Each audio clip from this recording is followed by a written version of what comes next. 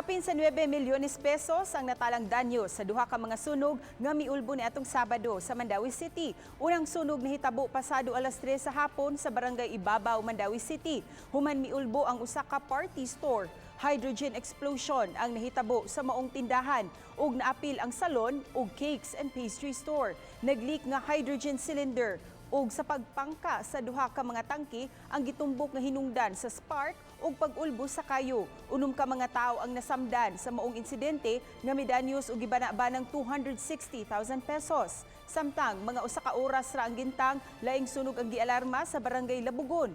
Gilamoy sa kayo ang industrial building sa usa ka furniture company, apartment, laing establishmento ug bahin sa usa ka eskwelahan. Ang Bureau of Fire may bana-bana sa danyos nga miabot og 9.2 million pesos. Gisusi pa ang hinungdan sa maong sunog.